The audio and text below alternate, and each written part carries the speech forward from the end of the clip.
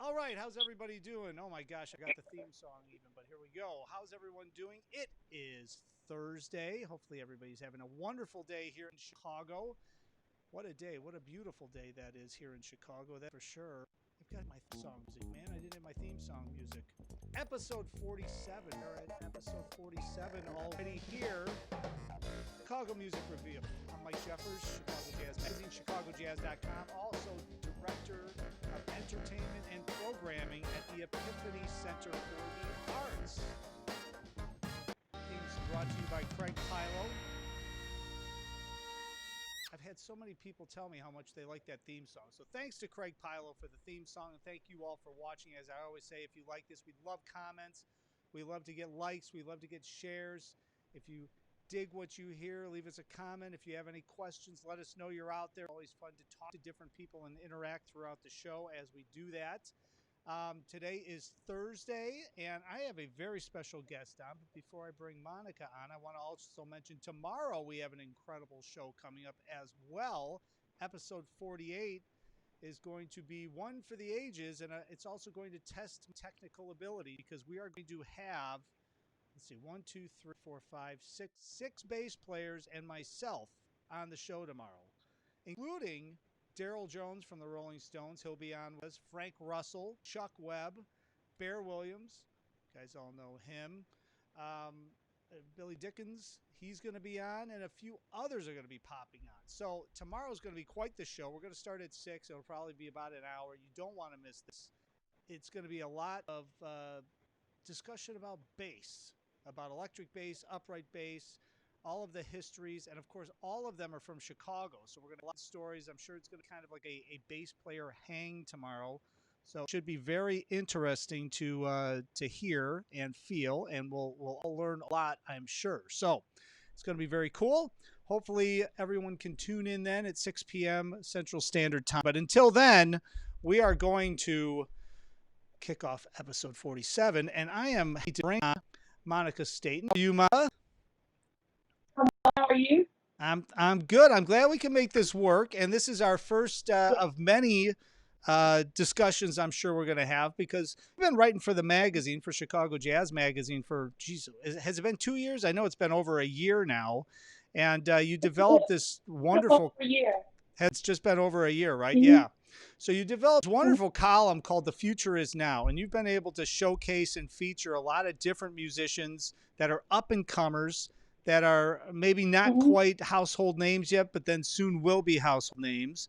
And we've decided to take a little switch because of the new digital age that Chicago Jazz Magazine is in. And you're turning your column into a podcast. So this first one, I'm calling episode 1. It's what it is up on ChicagoJazzMagazine.com right now, by the way. So everybody should head over there after we're done talking so you can hear this. And you can download it. It's on iTunes. It's on every podcast platform you can think of. It's everywhere. TuneIn Radio. But this one, you first episode of the podcast, The Future Is Now, and you're interviewing Alexis Lombre. So let's talk a little bit about Alexis and what you discovered and what you found out about Alexis and why you actually chose Alexis to be the first guest on the podcast. You know, Alexis, she's from Chicago. She's cultivating a career. However, she moved to Michigan, and she built a following in Detroit. I enjoy her music. She's young. She's vibrant, and she's the thing of the future now. She is a quintessential candidate for the. You know, it was a great thought to come up with the column. How did you think about that? Because let's talk a little about just the column in general. Because when you first started writing for Chicago Jazz Magazine, and you and I talked, and you were nice enough that you were looking to start to contribute to the Jazz Magazine and start to cover different things on the scene. And when you came up with the idea about The Future Is Now, I mean, that was a great idea. It's a great column. And there's so many artists, as you know, and as I know, that are coming up that don't get a lot of love right off the bat because they're young and they're working their way through the ranks. So what was your motivation to start that column, The Future Is Now? And how does that tie in with your love of the Chicago music scene? Because you've been covering and doing different things on the Chicago music scene for quite a while, even before you started writing the column. Okay. I thought about the column from both the perspective of the artist and also the connoisseur. I'm not a musician. I just have a love of music. I enjoy older artists, but as you know, my husband he's a jazz guitarist, and I'm often out enjoying live music, and I was just introduced uh, to an array of talent here in Chicago um, that that doesn't get notoriety or even mention. I thought that they deserved, to be acknowledged. We should mention too who tell everybody who your husband is too. You mentioned your husband, a guitar player. So let's give Samuel a little plug here. Go ahead. Samuel Mushing, he's a jazz guitarist. He's been here in Chicago for about 7 years. He's from Switzerland, and he's coming up through the ranks. Also, he has a following in Chicago. I had him I on the. love his music, by the way. Well, I know. I had him on the show. It was one of the first episodes because he does a couple of regular live stream performances each week, right? I mean, he does like what is it, Saturday that he does a live stream? He has a live stream on Saturday at 2 p.m. Okay, on Facebook. You can that's right. also catch him on Instagram live also. That's Mm-hmm. right. See, so we had to give him a plug because you don't want to get off of here and not have given him a plug. So, all right, we took care of Samuel. So let's talk a little Yeah. bit about your background as a writer because you that's your career choice, right? You went to college for journalism, didn't you? I went to college for journalism, but I've been in banking for several years, and you allow me, creative expression once again. So yeah, with your help, um, um, writing again and writing about something I love. That's the thing that we have another contributor, Harar Atarian, Dr. Mm-hmm. Atarian, who's a neurologist, and he's working, in the neurology field, obviously 60 hours a week. So he loves writing for the jazz magazine and he loves listening to jazz because it gives his mind a break, allows him to Yeah. look and get more creative and everything. And I think that probably is the same case with you, right? Because I mean, when you go out and you hear music, even though you're not a musician, it's a way of you just like relaxing. You probably consume it a lot differently than a musician would. So I think it's interesting for you to write columns for us and also now doing the podcast because you're consuming this stuff different than a musician would be consuming it. And it's got to be a great I release can, for you. yeah, I write about it differently. It's not technical. I write about the aspects of the genre that I love or I like or appreciate Mm-hmm. that I think others can kind of connect to. You that know. that's the trick sometimes as a musician because as a musician everybody wants to start writing about changes and about this and about that, but really I feel like your podcast now, but your columns before are able to connect with the casual music fan and the hardcore jazz Yeah. fan because you're introducing it. But really, I think that casual music fan is the one that I've always wanted to connect with the magazine, and that's why I think what you're doing and contributing is so wonderful because it's connecting with that casual music fan such as yourself who just loves the music. And you're actually out, Yeah. you're finding these different musicians. So let's talk a little bit about what's the criteria to end up if you're a musician? How does Monica decide you're going to be on The Future Is Now? What's the criteria on First that? of all, How are you finding I, these first, people? I have to enjoy the music. I have that with music um, and the musician. And yeah, that's first and foremost. There has to be something um, about the music that I connect to, and I also look for um, people or artists that are taking jazz in new directions. I'm really fascinated in regards to the evolution of jazz. And that's something I look for, definitely. People Yeah. doing new or dynamic or incorporating uh, different art forms, you know, into this music.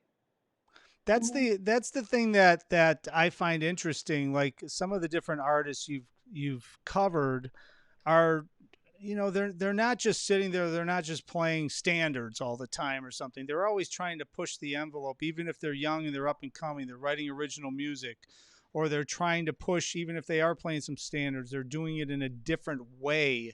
When you were growing up, were you listening to a lot of music when you were coming up? I mean, was the music around you in your house when you were coming up? Is that how you became kind of a lover of music? Oh yes, definitely. You know, my uncles, they were a part of a band, you know, here in Chicago, not so famous. My father, he was he definitely influenced me and you know, helped to develop my love of music, and I would attend all jazz festivals with my father from a very young age.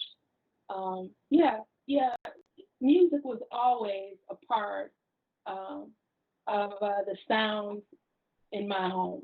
Yeah. So did you did so Yeah. I gotta ask, so when you went to the jazz festivals, did you go because you were like you wanted to hear the music, or did you go just because dad's making me go? All right, I'll go down there. And then maybe you heard something that inspired you. You know what, back then, yeah, I was going because dad made me go.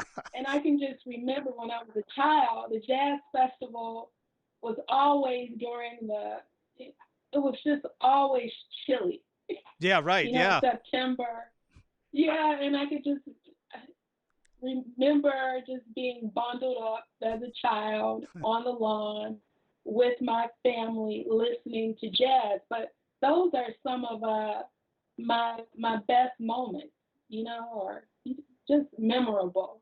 Um, I, I'm glad I had those experiences. Yeah. Well, and And I know you were probably when you were going, it was in Grant Park. When you were growing up, it was over in Grant Park probably. And I know because I've been mhm, going probably just, for I'm older than you, so I've been going longer than you to those. But it was always one of those things where, as a musician myself, I'd go down and I'd hang out and I'd listen and stuff. But man, always amazed me how people would make an entire weekend of it, and they would go down and they'd set up their chairs or set up a day tent and sit down and have dinner and food and everything going, and consume the music. And I always saw a lot of younger kids and a younger, teenagers and things like that, that you knew they were there with their parents and with their family, but then all of a sudden something would happen and they would be like, whoa, there'd be a solo or something and everybody would stand up and cheer, and that would yeah, catch them. And I got to believe that maybe not necessarily with you, but I got to believe that that's one of those things that's special with the city of Chicago because of these festivals, because you can really, you never know what anybody's going to hear. You never know who you're going to connect with. And that's one of those great memories I have, is just watching all of these people experience it, and the kids just stop in their tracks once in a while. So I bet that happened to you once in a while too when you were there, even though maybe you weren't totally paying attention and something caught your ear. oh, definitely. And if I hadn't cultivated a love for the art then, I definitely had those discussions with my parents later. Like, I asked my mother, and my father, he passed away, but my mother is still with me. And, it's like I want to know who's her favorite artist, or, what does she remember about the era? How did it influence her or play a part in her life? Mm-hmm. Um, No, it's she, it's always she, interesting yeah, to me. It's always because yeah, especially with jazz, I mean, you always, when I'm talking to whether it's musicians or journalists like yourself or, club owners or venue owners or something, there was always some of that influence as they were growing up that brought them and drove them into the music because obviously let's admit it, jazz doesn't have a massive marketing thing behind it, like it's not like Katy Perry or somebody here. So I mean, you have to find it some way, and it always comes back to growing up, and an aunt or an uncle or a father or a mother always drives them in. Now, outside of the jazz, how did you get into journalism? Because you went to college for journalism. So what sparked that interest? Um, my name is Monica. I'm told that my name means to monitor. I've just always been a curious person about any and everything. I just want to learn the details. And I think at the root of that is people. I like learning as much as I can about a person. Um, and that's my interest. And everything I'm covering, it leads back to that person and just wanting to know a person more in depthly. And jazz and politics, um, yeah, it's always about the person. That's Yeah. that's really that's really one of those keys, is to be curious, because I'm sure you were in school with some students that wanted to get into journalism or were going into writing, but they weren't necessarily totally curious. And I'm sure there was a lot of questions in class from the teachers saying, hey, you've got to ask certain questions. But Mhm. don't you find, if you're naturally curious, when you start to ask the questions, regardless of what you're doing, whether it's music or whether it's politics or anything like that, but when you start to ask the questions, then they'll say something, and then that'll lead you as a curious person to ask another question, kind of like leading them down through a hole, because you're thinking as they're answering how to get a little bit more out of what they're telling you, if you're trying to talk about a specific subject, if you're writing about it. So it's got to come naturally to you, right? Oh yeah, definitely. And yeah, With the, I go ahead, I'm sorry.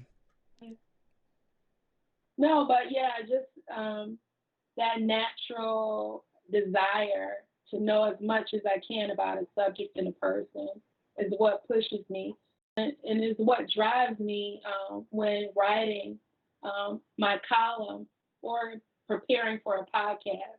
The future is now. That's at the heart of it. My ego completely out of it. As you see, I'm not the easiest person to I'm not the easiest person on camera, but yeah, I really like focusing in on my topic or my person, and yeah. Well, I think.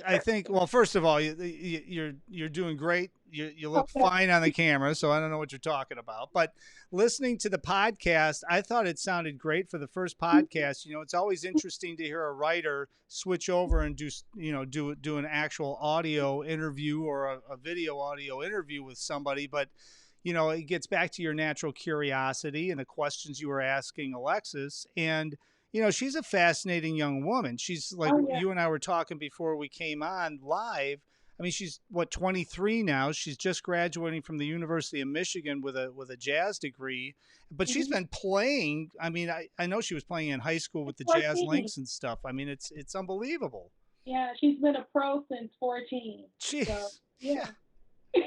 I mean, think about that. I don't know what I was doing when I was 14, but I certainly wasn't playing professional music at that point. So, I mean, and piano at that. So what did you learn about Alexis when she was talking about different things? And I thought it was interesting listening to the podcast how you got her to talk a little bit more specific about certain subjects. But what did you learn specifically? Because we want to make sure everybody goes and listens to the podcast. So we don't want to give everybody the entire gist of the entire interview, but it's interesting to hear her story. What did you learn that you thought maybe was one of those interesting points that you didn't really suspect to know? Her background, she initially, started playing classical. And she had to choose between classical and jazz because the two schools somewhat collided. Mm-hmm. So she chose jazz because it was freer. It allowed her, well, in essence, it allowed her more freedom, the freedom of improvisation. What I learned about her that I found interesting. Um, I found interesting how her reaction um, to this pandemic, COVID, and how she was choosing to spend her time, and how her persona as a musician was affected by this whole Mm. crisis. And I just thought she just had just a wonderful outlook on life and playing in her career um, at such a young age. So that was one of the takeaways uh, I got from Alexis. Yeah, it's interesting in this day and age too. So I'm glad you did the podcast because it's interesting to hear about that because I'm talking to a lot of musicians. I mean, this is episode 47, so I've done 47 episodes of this, and most of the people I've talked to are musicians, and they're all dealing with the COVID situation in a different way because they can't do anything. There isn't any clubs, and they're all finding it. But I find some of the younger people are actually able to utilize the technology and utilize the ability to go back and forth and connect with other peers, but then also push out their music. And it sounds like that's what she has been focused on doing while she's finishing up her degree. Yes, exactly. And just learning and listening to a wide range of artists during her downtime. Um, one of, yeah, I thought that was interesting. Yeah. That And that who she's listening to, yeah. I found fascinating, which you can hear that in the podcast. There you go. See, But, that's a professional plug. I love it. Yes. So you have to yeah. go see the pod. You have to go listen to the podcast. It's on chicagojazzmagazine.com. It's Mm-hmm, also available on iTunes, on Spotify, on TuneIn Radio, on Google Play, and everywhere else you can find a podcast. mm-hmm. We'll link everything up. Now, before I let you go, and you're going to do another one of these. I think, what are we planning on, once a month or every other month? I Once forget. a month. Yeah, about once a month. Okay, Yeah. good. So we're going to And you do it. know what? I have well, I'm exposed to so much music now on Facebook Live. So, yeah, I'm checking out a few artists. I haven't decided who I plan to feature for my next podcast, but there are so many wonderful, talented artists based here in Chicago Mm-hmm. that I just can't wait to um, introduce to the world in essence. So yeah, I'll keep you posted. All right, But good. I So have, yeah, quite a good. bit out there. Awesome. Yeah, yeah, there are. And to your point with the Facebook Live, it's Hmm. really, to me, and I'm sure you'll probably echo what I'm going to say, but to me, I've either known of artists, but I've never get out to go see them, hear them Hmm. because there's so much stuff going on, so it's impossible. Or there's a lot of artists that I wasn't even aware of that have come across my feed that I'm like, whoa, wait a minute, who are these? Who's this? Who's that? Who's this? So I Hmm. think in this day and age right now with the live streaming platforms and all that, it's actually, if you're doing it a certain way, you're able to connect with a wide audience, and maybe you find different people and build an audience of people that would have never known you were around because of the Facebook Live. So, Exactly. I think this is a great moment for that kind of technological connection. And I mean, I'm glad you brought that up because I think that's important. You're probably finding even more artists that I maybe am. you heard of, but you had never heard until you saw a Facebook Live performance. And it also, I just can't wait until we're able to get back out there to see these artists play live shows. And I think there will be more enthusiasm as it relates to live music after this quarantine ends and we're able to get back out there and get back to normal. I don't know when that'll happen, but when it does, I just see, a revolution in many different areas, and live music being one of them, definitely. Yeah, I agree. I agree. Yeah. You never know what you miss until you don't have it anymore, and then you're like, oh no. So I totally agree. Now we should plug. We need to send people over if they want more information on Monica Staton. Where should they go? MonicaStatenWrites.com. Mon- Um, Monica State. MonicaStatenWrites.com. We'll link it up. Mhm. And they can find out more about you. They can connect with you. So maybe if they have one of those future is now potential artists, they should connect with you through that and shoot you an email. Of course, they can shoot an email to Chicago Jazz Magazine or just leave us a comment and we'll pass it along to you as well. And man, Monica, this has been fun. I'm glad we did this first one. This is great. It was Yeah. it was super informative, and I'm hoping everybody goes over and enjoys the podcast because I think this new format, the way you're doing it, is interesting because before you were writing, but now you actually get to hear the artist's voice and hear how they're talking. And sometimes it with that kind of thing, it gives the listener an even more of a connection. Exactly. And like, for example, Alexis, she has such a bright spirit, and I really do think that came across Mm-hmm. on the podcast. So, yeah. 100%. Mhm. 100%. Well, hey, thanks, Monica. Thanks for being on for the first time. It won't be the last, so we'll have to preview the next one. So keep us posted who the next artist is, and then we'll set up another time for you to come on, and we're going to preview that as well. But it's been fascinating, also, I think, to the readers and the listeners that have seen your name for over a year and a half Oh, yeah. to know a little bit more about Monica. So this has been fun. Thank you so much. Oh, definitely. All right. Have a good night, and we'll see you soon. Okay. Thank you. Thanks. Bye bye. I encourage everybody to go check out that podcast because it's really exciting. And I'm glad we got Monica on to talk a little bit about it and preview it because she's doing a great job with that column. I mean, the future is now. It really was a wonderful way to connect with an artist, a wonderful way to connect and to put the whole thing together when she first started and to find all these different artists. But then now she's doing the podcast, and it's another level of it because now you get to hear that artist talking to Monica, and you get to hear like what she said. I mean, the vibrancy coming off of Alexis Lombre is something that's good to hear. You need to hear that. So I encourage everybody, ChicagoJazzMagazine.com. It's linked on ChicagoJazz.com as well. Of course, we'll put a link on ChicagoMusicReveal.com and then all the podcast platforms you can think of. That's where it is, up and running now. The future is now with Monica Staton. I appreciate Monica being on the show. Episode 47 is coming to a wrap. We have got a gangbuster episode tomorrow, as I mentioned at the front end of the show. It is the first ever bass guitar talk here on Chicago Music Revealed, and we are going to be having incredible bassists. Actually, the bassist for the Rolling Stones, Daryl Jones, is going to be on tomorrow with us. That's going to be exciting. He's from Chicago, by the way. Frank Russell is going to be co-hosting with me. We all love Frank. He's been on, I think he was on one of the first episodes, episode 1 or 2 of Chicago Music Revealed.